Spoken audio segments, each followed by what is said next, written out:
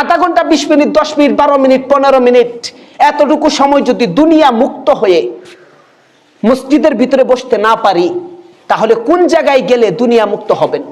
কিন্তু ফেরেশতারা কি বলে, এই কথাটা যদি এখন শোনা না যায়, কয় বড় গেলে এরপরে স্যান্ডেল দিয়া দিবনি। উসকুতিয়া লানাতুল্লাহ, হে আল্লাহ দুশমন, তোর উপরে আল্লাহ তাআলা লানত।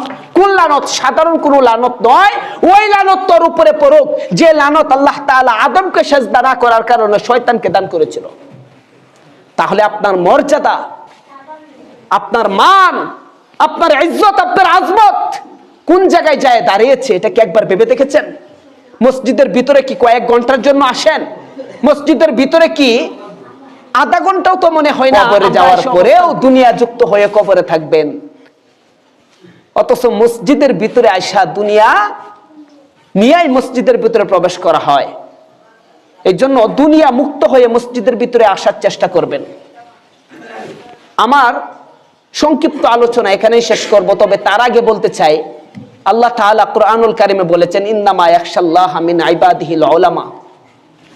আল্লাহ তাআলা কুরআনুল কারিমে বলেন যে আসমানের নিচে জমিনের উপরে আমি আল্লাহকে যদি সবচেয়ে বেশি ভয় কেউ করে, ইন্না নিশ্চয় উলামা, আমার উলামারা করে।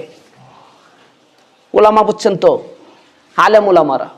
একজন আলেম উলামা যদি সবচেয়ে নিকৃষ্ট হয় সমাজে, অর্থাৎ আমরা সবাই জানি সে এক সময় আলেম হয়েছিল, মাদ্রাসায় পড়ছিল, এখন গুনাহগার হয়ে গেছে, জালেম হয়ে গেছে। এরপরও জালেম হওয়ার পরেও তার ভিতরে আল্লাহ তাআলা ভয় যতটুকু না থাকবে, গায়রে আলেম যারা তাদের ভিতরে এর 100% 1 ভাগ ভয় আল্লাহ তাআলার নেই। আর আলেম উলামাদের সম্পর্কে আল্লাহ তাআলা কুরআনুল কারিমে বলেছেন, ইন্নামা ইয়াখশাল্লাহা মিন ইবাদিহিল উলামা। কোরআন কি মিথ্যা? কথা বলে না, কোরআন মিথ্যা? তাহলে কোরআনে যে আলেম উলামাদের সম্মান, মাকাম আল্লাহ তাআলা আকাশচুম্বী করে দিয়েছেন, সেই মাকামে যদি কেউ ধরে টান দিতে চায়, তাহলে সে কি মানুষ না অমানুষ? সে কি মুসলমান না কাফের?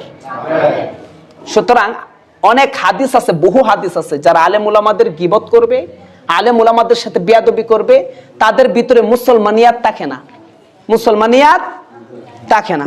এজন্য আলেমদেরকে আমরা যেভাবে মসজিদের ভিতরে প্রবেশ করাই সম্মানের সাথে, কোন আলেমকে যদি মসজিদ থেকে বের করতে হয়, এরপরও সম্মানের সাথে বের করতে হবে। আলেম উলামাদের আজমত মহব্বত যতটুকু প্রয়োজন 100% দেওয়ার চেষ্টা করবেন, কারণ আল্লাহ তাআলা কুরআনে যা বলেছেন তা মিথ্যা হতে পারে না। তা সামাজিক হোক, রাষ্ট্রীয় হোক, পারিবারিক হোক, ব্যক্তিগত হোক, যে বিষয়টা আল্লাহ তাআলা কুরআনে উল্লেখ করেছেন সেটাই আমাদের বাস্তবায়ন করার চেষ্টা থাকতে হবে। যদি বাস্তবায়ন করার চেষ্টা না থাকে, তাহলে আমরা অন্যদিকে দাপিত হব। সুতরাং একজন আলেমকে কোনোভাবেই বেইজ্জতি করা যাবে না, একজন হাফেজকে কোনোভাবেই বেইজ্জতি করা যাবে না। যে লোকটার পিছনে আমরা এতদিন ইক্তেদা করেছি, সেই লোকটাকে আজকে সেই লোকটার পিছনে ইক্তেদা না করতে পারি, কিন্তু তাকে আমরা কখনো বেইজ্জতি করতে পারবো না। কারণ একটা ইমামের পিছনে যতদিন ইক্তেদা করি, ততদিন যে আমলগুলো আমরা করেছি, এই আমলের সুতার দায়ভার আল্লাহ পাক রব্বুল আলামিন এই ইমামের হাতেই দান করবেন।